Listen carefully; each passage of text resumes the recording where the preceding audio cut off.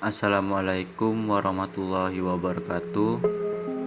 Perkenalkan, nama saya Catur Dimas Duta, NIM 119140111, Prodi Psikologi Islam kelas 3A. Di sini saya akan menjelaskan tentang job analisis analisa jabatan.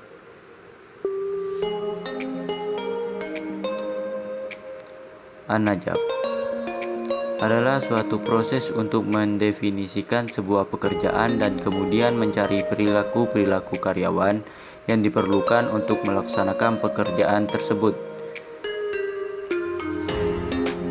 Castio 1998. Anajab yang pertama, proses pengumpulan informasi tentang jabatan atau pekerjaan tertentu dan penentuan unsur-unsur pokok yang diperlukan untuk menjalankan pekerjaan tersebut.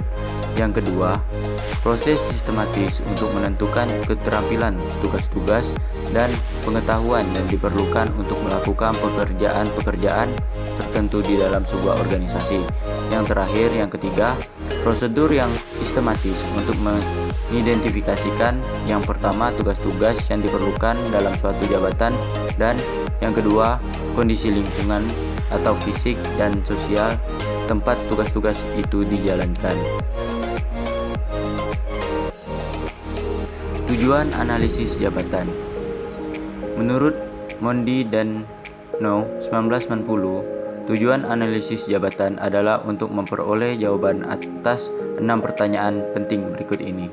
Yang pertama, tugas-tugas fisik dan mental apa yang dijalankan oleh pekerja. Yang kedua, kapan pekerja itu harus diselesaikan.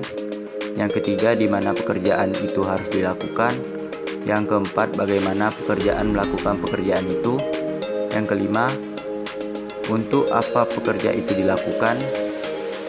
Yang keenam, persyaratan apa yang dilakukan atau yang diperlukan untuk menjalankan pekerjaan itu. Kapan analisis jabatan dilakukan? Yang pertama, pada saat organisasi dibentuk atau didirikan. Yang kedua, pada saat diciptakan jabatan atau pekerjaan baru. Yang ketiga, pada saat jabatan atau pekerjaan berubah secara signifikan sebagai akibat dari teknologi baru, metode baru, prosedur atau sistem baru.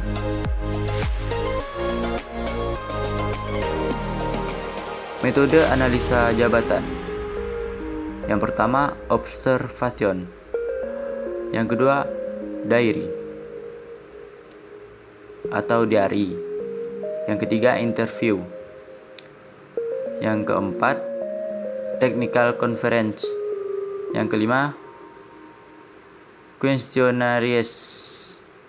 Yang keenam, critical incident technique. Adapun yang pertama, penentuan tujuan analisis jabatan. Yang kedua, perencanaan analisis jabatan. Yang ketiga, pengumpulan data jabatan. Yang keempat, pengolahan data jabatan. Yang kelima, penyajian hasil analisis jabatan. Yang terakhir, penyusunan program-program manajemen SDM. Prosedur tahapan untuk melakukan analisa jabatan. Prinsip analisa jabatan.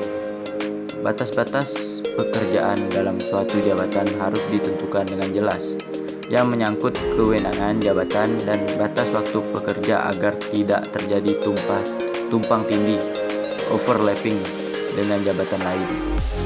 Analisa jabatan harus didasarkan kepada kenyataan, objektivitas, di mana data yang digunakan harus benar-benar aktual dan dapat dipercaya, dengan maksud untuk mengurangi subjektivitas individu.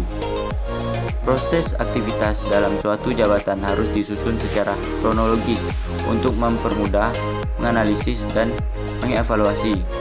Situasi ini atau kondisi pekerjaan harus diperhatikan agar analisis dapat memahami mengapa suatu pekerjaan harus dilakukan dalam suatu jabatan tertentu.